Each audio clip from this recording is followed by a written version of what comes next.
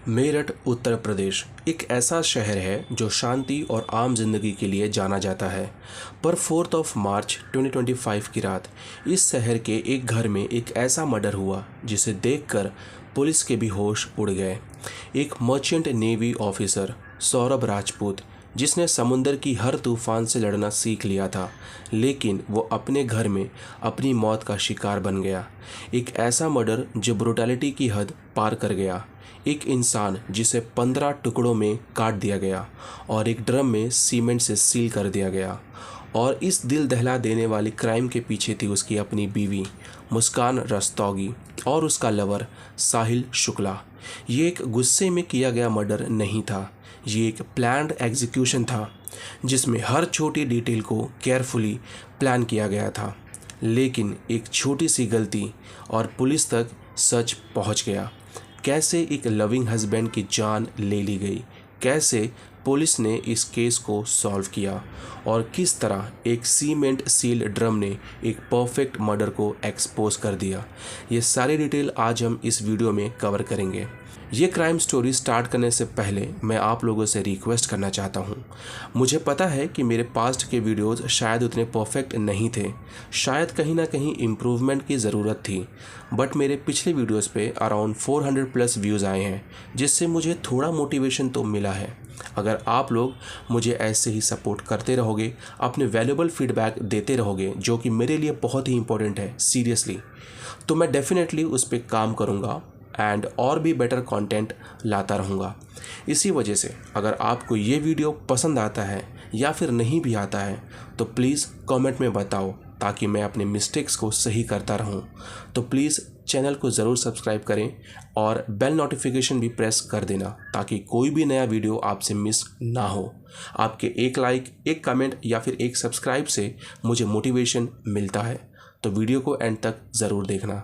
तो चलिए ये पूरे क्राइम को डिटेल में समझते हैं।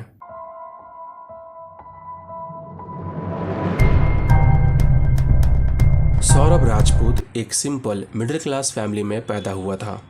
उसका बचपन वैसे ही गुजरा जैसे किसी भी नॉर्मल लड़के का होता है। सुबह स्कूल जाना, शाम को गली क्रिकेट खेलना, माँ के हाथ का गर्मा गर्म खाना खाना और रात को सपने देखना। उसका घर मेरठ में था, एक आम कॉलोनी जहाँ हर किसी के घर में ज़िंदगी अपने तरीके से चल रही थी। एक छोटा मकान जिसमें माँ बाप और एक छोटा भाई रहता था, और जिसमें पैसा भले ही थोड़ा कम था लेकिन प्यार बहुत ज़्यादा था। सौरभ के डैड एक छोटी इलेक्ट्रॉनिक्स की दुकान चलाते थे। रोज़ सुबह 9 बजे दुकान पर आ जाते, रात तक काम करते और घर आकर बस एक ही सपना देखते, मेरे बेटे बड़े आदमी बनेंगे जो हमारी छोटी दुकान से बाहर निकलेंगे और एक बड़ी दुनिया देखेंगे। उसकी माँ एक सिंपल हाउसवाइफ थी जो हर सुबह सौरभ को स्कूल भेजती, हर रात उसका इंतज़ार करती, उसके पसंद का खाना बनाती। घर में पैसे की कमी थी, लेकिन सौरभ के सपनों की नहीं। उसने छोटी सी उम्र में ही सोच लिया था कि वो ज़िंदगी में कुछ बड़ा करेगा, अपने माँ बाप की ज़िंदगी सुधारेगा। जब सौरभ बड़ा हुआ तब उसके पास 2 ऑप्शन थे, या वो अपने पापा की तरह एक छोटी दुकान संभाले या फिर कुछ बड़ा करे, और उसने दूसरा ऑप्शन चुना। उसका सपना था कि वो मर्चेंट नेवी ज्वाइन करे, नए नए देश देखे, एक अच्छी नौकरी मिले और अपने पेरेंट्स का सपना सच कर सके। मर्चेंट नेवी का सफ़र आसान नहीं था, इसमें सिलेक्शन टफ था, ट्रेनिंग और भी टफ थी, और ज़िंदगी काफ़ी अलग थी। कभी समुंदर में तूफान से लड़ना पड़ता, कभी महीनों तक घर आने नहीं मिलता। लेकिन सौरभ ने ये चैलेंज एक्सेप्ट किया। उसने 12th के बाद मर्चेंट नेवी का एंट्रेंस एग्ज़ाम दिया और अपनी मेहनत से सिलेक्ट भी हो गया। जब उसका सिलेक्शन हुआ तब सबसे ज़्यादा खुश उसकी माँ थी। उन्होंने घर के मंदिर में जाकर प्रार्थना की कि भगवान मेरे बेटे की ज़िंदगी हमेशा खुश रहे। जब सौरभ ने अपनी पहली नौकरी शुरू की तब सब कुछ बदल गया। उसकी सैलरी अच्छी थी, घर की फाइनेंशियल कंडीशन बेटर होने लग गई थी। अब उसके पापा को दुकानदार बनने की ज़रूरत नहीं थी, उसकी माँ को अब एक एक रुपए बचाने की ज़रूरत नहीं थी। लेकिन जो सबसे बड़ा चेंज आया था वो था सौरभ की सोच। अब उसका एक और सपना था, एक प्यार करने वाली बीवी, एक हैप्पी मैरिड लाइफ और एक नॉर्मल ज़िंदगी। जब सौरभ की फैमिली को लगा कि अब उनका बेटा सेटल हो गया है, तो शादी की बात आई। कुछ टाइम पहले से ही सौरभ ऑलरेडी मुस्कान को जानता था एंड वो उसके साथ अफेयर में था। मुस्कान एक अमीर घर की लड़की थी। उसके पापा का टेक्सटाइल बिजनेस था। माँ एक पढ़ी लिखी हाउसवाइफ थी। मुस्कान की फैमिली अच्छा रिश्ता ढूंढ रही थी। सौरभ ने जब मुस्कान से पहली बार बात की तो उसे लगा कि वो सिंपल और अच्छी लड़की है। उसने अपनी माँ से कहा, माँ, लड़की समझदार लगती है, और ये बात उसके डैड को भी पसंद आई। शादी हो गई। सौरभ बहुत खुश था। उसको लगा कि अब उसकी ज़िंदगी कंप्लीट हो गई है। उसकी एक अच्छी नौकरी थी, एक सुंदर बीवी थी और एक हैप्पी फैमिली थी। लेकिन उसे नहीं पता था कि जो लड़की उसके साथ शादी कर रही है वही एक दिन उसकी मौत का प्लान बनाएगी। सौरभ को लगा था कि शादी एक नए जीवन की शुरुआत होती है। उसने मुस्कान के लिए बहुत सारे कपड़े परचेज़ किए, बहुत सारे गिफ्ट्स लिए, उसको नई जगह घुमाने भी लेके गया। सौरभ और मुस्कान की शादी के करीब 1 साल बाद उन्हें एक बेटी होती है। सौरभ के लिए ये दिन उसकी ज़िंदगी का सबसे ज़्यादा खुशी वाला दिन था। सौरभ ने अपनी माँ से कहा था, माँ, अब तो ज़िंदगी और भी खूबसूरत लग रही है। मैं छोटी सी परी का पिता बन गया हूँ। वो अपनी बेटी से बहुत प्यार करता था। अभी तक सब कुछ अच्छा चल रहा था, लेकिन धीरे धीरे मुस्कान का बिहेवियर बदलने लगा। जब भी सौरभ शिप पे होता तो मुस्कान उसके कॉल्स इग्नोर करती। जब वो घर होती तो रात भर किसी से छुप छुप कर बात करती। सौरभ ने एक बार मुस्कान से पूछा, तुम इतनी परेशान क्यों रहती हो?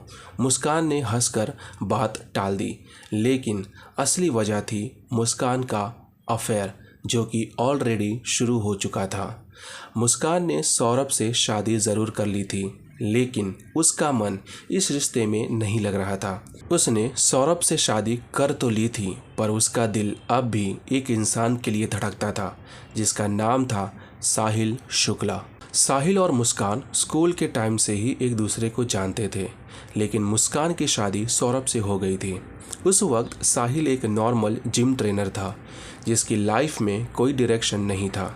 जब भी मुस्कान उससे मिलती वो रोती, गुस्से में आती, कहती थी कि सौरभ के साथ रहना एक जिंदा लाश बनने जैसा है। एक दिन जब दोनों एक कॉफ़ी शॉप पे मिले, मुस्कान ने साहिल की आंखों में देखा और कहा, मुझे इस शादी से निकलना है, मैं अब और नहीं जी सकती इस आदमी के साथ। साहिल ने बिना सोचे समझे कहा, तो बस हटा दो उसे रास्ते से, प्रॉब्लम ख़त्म। ये बात एक मजाक थी या एक असली सोच, ये उस वक्त मुस्कान भी नहीं जानती थी।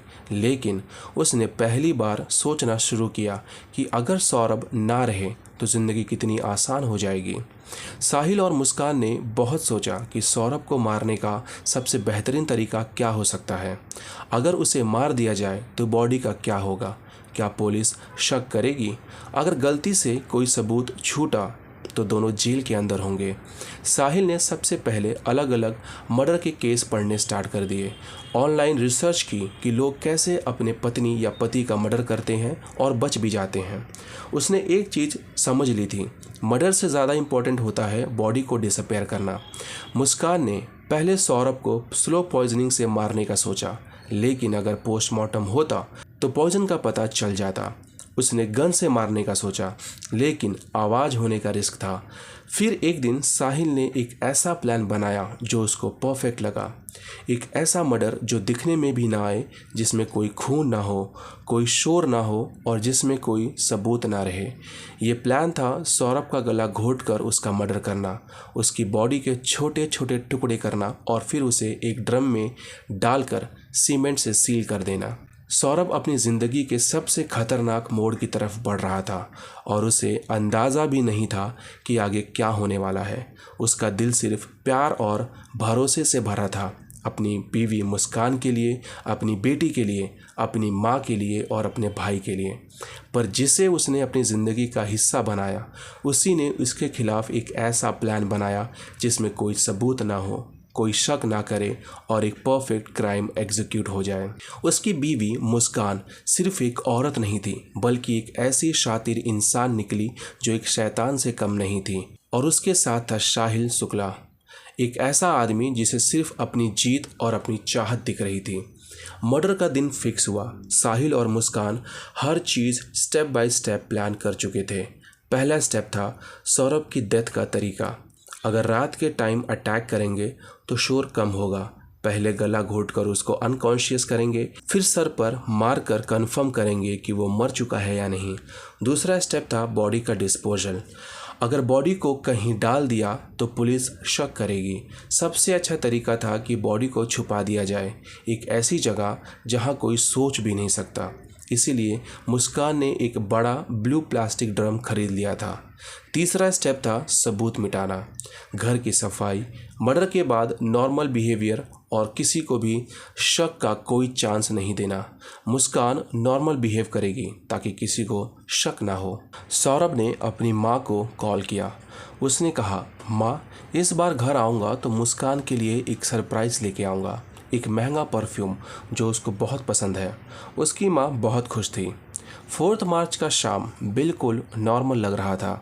सौरभ अपने घर पर ही था, टीवी देख रहा था और अपनी माँ से फ़ोन पर बात कर रहा था। कह रहा था, माँ, मैं कुछ दिनों में वापस आ जाऊँगा। उसको बिल्कुल भी अंदाज़ा नहीं था कि यही उसकी माँ से आखिरी बात होगी। मुस्कान उस दिन थोड़ा ज़्यादा ही प्यार से पेश आ रही थी। उसने सौरभ के लिए खुद खाना बनाया, उसके पास बैठकर उसके दिन के बारे में पूछ रही थी। सौरभ भी खुश था। रात 11:30 बजे मुस्कान ने सौरभ से कहा, आप फ्रेश हो जाओ, मैं चाय लाती हूँ। सौरभ उठकर बेडरूम गया और तभी दरवाज़ा बंद हो गया। उस वक्त साहिल चुपके से घर के अंदर आ चुका था। उसने अपने हाथ में एक रस्सी ली और अंदर घुस गया। साहिल ने पीछे से रस्सी सौरभ के गले में डाली और ज़ोर से खींच ली। सौरभ ने चिल्लाने की कोशिश की लेकिन आवाज़ नहीं निकल पाया और मुस्कान ने उसका हाथ पकड़ रखा था। उसका गला घुट रहा था, उसके पैर हिल रहे थे, लेकिन मुस्कान और साहिल ने उसे 1 सेकंड भी नहीं छोड़ा।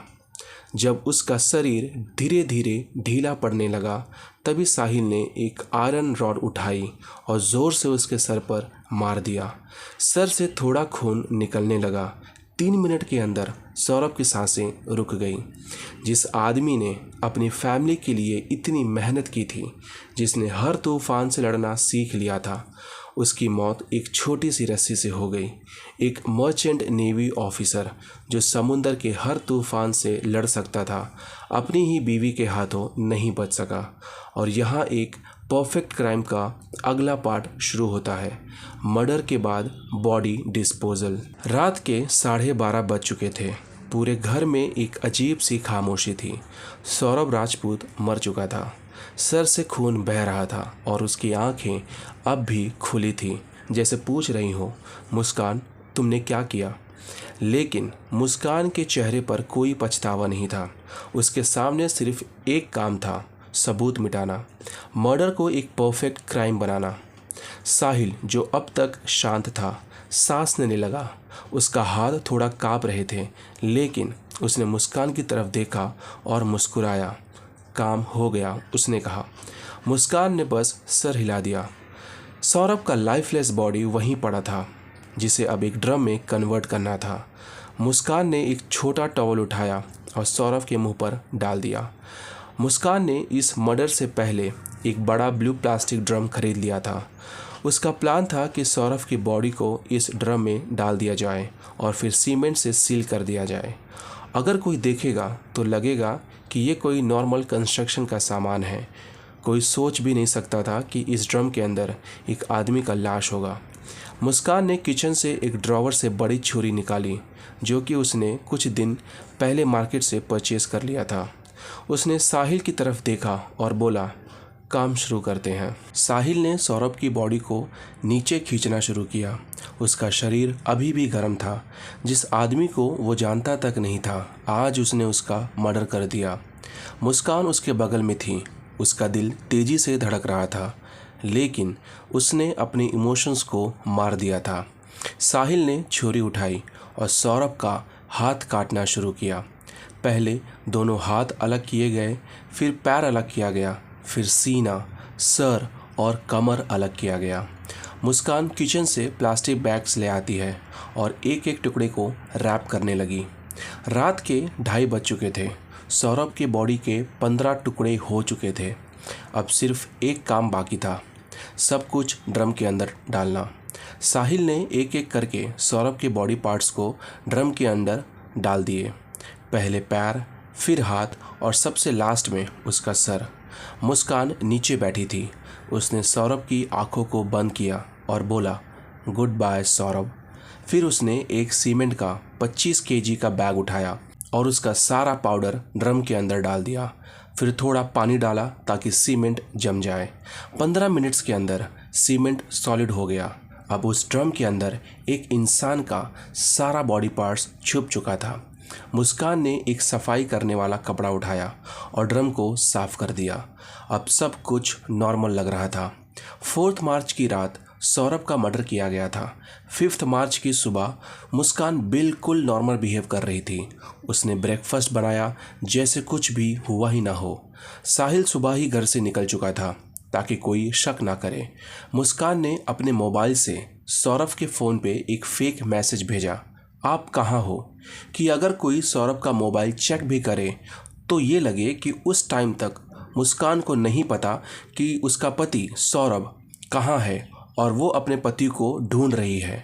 उसका प्लान परफेक्ट चल रहा था। अगर कोई देखता तो कोई भी ये नहीं कह सकता था कि ये वही लड़की है जिसने अपने पति का मर्डर किया है। साहिल ने भी अपनी नॉर्मल लाइफ दिखाने के लिए अपने जिम के क्लाइंट से बात की। उसने जिम में कुछ लोगों को मैसेज किया ताकि किसी को शक ना हो कि वो किसी क्राइम में इन्वॉल्व है। लेकिन अंदर ही अंदर दोनों को लग रहा था कि अब उनकी ज़िंदगी आज़ाद हो चुकी है। उनके सामने अब सौरभ का कोई इंटरफेरेंस नहीं होगा और अब वो खुलकर एक दूसरे के साथ रह सकते हैं।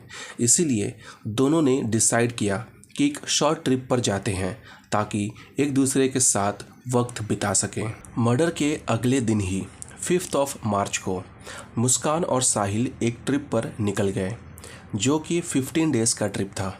ये ट्रिप एक नॉर्मल कपल की तरह थी, लेकिन असली वजह थी सौरभ की मौत का जश्न। दोनों ने प्लान बनाया कि मेरठ से निकलकर एक शॉर्ट वेकेशन पर जाते हैं। इस ट्रिप के 2 इंटेंशन थे। पुलिस या किसी को भी शक ना हो कि ये दोनों सौरभ के मिसिंग से जुड़े हैं एंड मर्डर के टेंशन से दूर जाकर एक दूसरे के साथ टाइम स्पेंड कर सकें। मुस्कान और साहिल ने हरिद्वार और ऋषिकेश का प्लान बनाया। ये जगह स्पिरिचुअल और पीसफुल मानी जाती है, लेकिन इनके लिए ये एक एंजॉयमेंट स्पॉट था। दोनों मेरठ से हरिद्वार की तरफ निकल जाते हैं एक कैब से। रास्ते में दोनों हंसते हुए, म्यूज़िक सुनते हुए गए जैसे कि कुछ हुआ ही ना हो।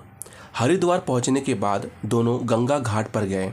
मुस्कान ने वहां एक फ़ोटो क्लिक की और सोशल मीडिया पर डाल दिया ताकि सबको लगे कि वो अपनी नॉर्मल लाइफ जी रहे हैं। उन्होंने एक होटल बुक किया और एक पूरा दिन घूमने और एंजॉय करने में लगाया। मुस्कान एक बहुत चालाक लड़की थी। उसने अपने इंस्टाग्राम और व्हाट्सएप पर स्टोरीज लगाई ताकि सबको लगे कि वो नॉर्मल लाइफ जी रही है। स्पिरिचुअल वाइब्स इन हरिद्वार, ये कैप्शन लिखकर उसने एक फ़ोटो अपलोड की।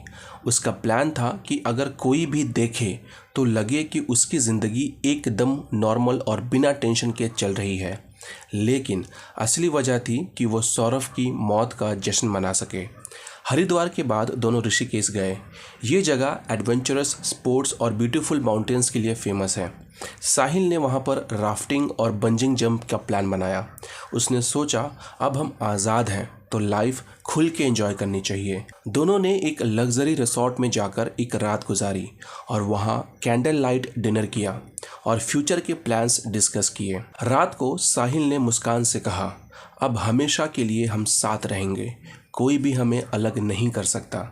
मुस्कान ने बस हंस कर कहा कि बस एक छोटी सी चिंता है, अगर पुलिस ने इन्वेस्टिगेट किया तो। साहिल बहुत कॉन्फिडेंट था। उसने कहा, कोई कुछ प्रूव नहीं कर सकेगा, ड्रम सीमेंट से सील है, कोई सोच भी नहीं सकता कि अंदर एक बॉडी पड़ी है।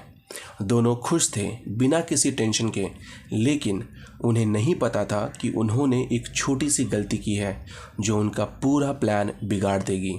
सौरभ की पूरी फैमिली उसका इंतज़ार कर रही थी। पिछले कुछ दिनों से उसकी माँ को हर दिन सुबह उठकर अपने फ़ोन की नोटिफिकेशन देखने की आदत हो गई थी कि कहीं उसके बेटे का कोई मैसेज या कॉल उससे मिस ना हो गया हो। पर अब बहुत दिन बीत चुके थे और सौरभ का कोई मैसेज या कॉल नहीं आया था। उसके छोटे भाई राहुल ने कई बार मुस्कान से बात करने की कोशिश की। हर बार मुस्कान का एक नया झूठ होता। सौरभ का फ़ोन ऑफ है, शायद किसी काम से गया होगा, मुझे नहीं पता, उसने मुझसे कुछ नहीं कहा, आप टेंशन मत लो, वो वापस आ ही जाएगा।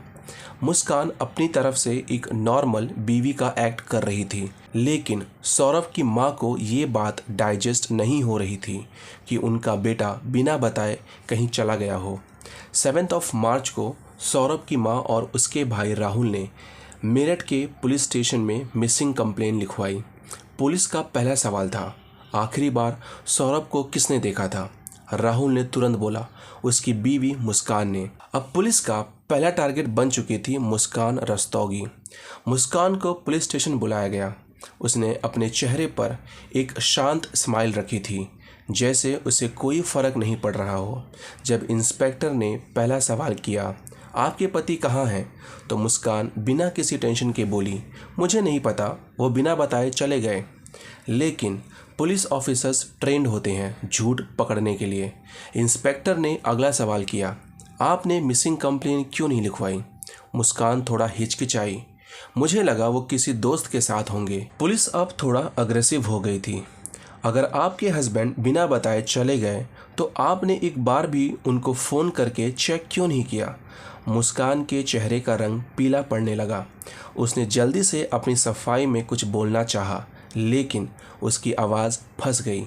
इंस्पेक्टर अब एक और सवाल करने वाले थे, जो मुस्कान की आंखों में डर लाने वाला था।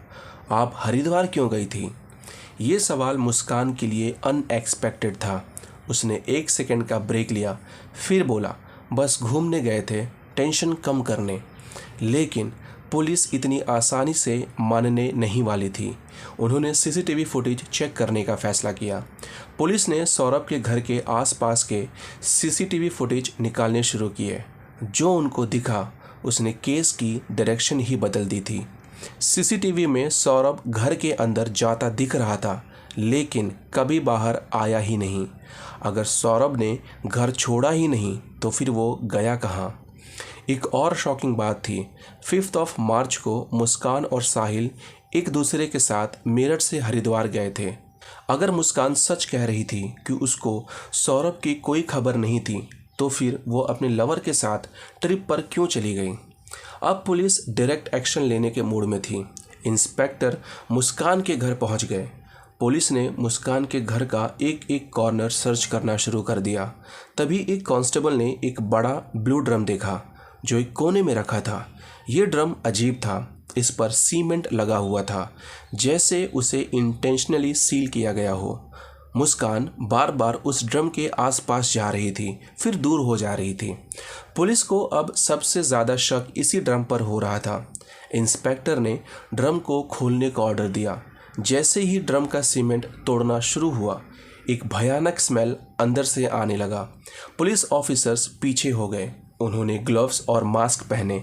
जब ड्रम पूरा तोड़ा गया, उसके अंदर जो दिखा उसने पूरे शहर को हिलाकर रख दिया था। सौरभ राजपूत 15 टुकड़ों में कटा हुआ अंदर पड़ा था। उसका सर, हाथ, पैर सब कुछ अलग अलग रैप्ड था। एक परफेक्ट क्राइम जो कभी सॉल्व नहीं हो सकता था, एक छोटी सी गलती की वजह से एक्सपोज हो गया। पुलिस ने बिना 1 सेकंड वेस्ट किए मुस्कान को तुरंत गिरफ्तार कर लिया। मुस्कान पुलिस के सामने अपना गिल्ट छुपा नहीं पाई। उसने साहिल का नाम ले लिया। साहिल, जो अब तक ये सोच रहा था कि उसका प्लान परफेक्ट था, उसने अपने फ़ोन बंद कर दिए थे और एक नई जगह पर छुपने की कोशिश कर रहा था। लेकिन पुलिस ने उसके जिम के लोगों से बात की। किसी ने बताया कि साहिल लास्ट टाइम दिल्ली में एक लॉज में देखा गया था। पुलिस ने एक ट्रैकिंग टीम भेजी और सिर्फ 48 घंटे में उसको भी पकड़ लिया। जब साहिल को लॉकअप में लाया गया तो उसका चेहरा पीला पड़ चुका था। जिस लड़के ने इतना बड़ा मर्डर प्लान किया था, वो सिर्फ 30 मिनट के इंट्रोगेशन में टूट गया। उसने सब कुछ कॉन्फेस कर लिया। सौरभ की माँ की आंखों में आंसू थे, लेकिन उनका बेटा लौट कर नहीं आने वाला था। एक अच्छा पति, एक अच्छा बेटा, एक ईमानदार इंसान अब इस दुनिया में नहीं था। मुस्कान और साहिल जेल में हैं, लेकिन एक फैमिली तबाह हो चुकी है। जिसे प्यार और विश्वास दिया उसी ने ही जिंदगी छीन ली। एक मर्चेंट नेवी ऑफिसर जो समुद्र के तूफान से लड़ सकता था, अपनी बीवी के धोखे से नहीं बच सका। So that's it for today's video. मिलते हैं नेक्स्ट वीडियो में, तब तक के लिए goodbye and take care. And please video को लाइक एंड शेयर कर देना एंड चैनल को सब्सक्राइब भी कर देना। Thank you.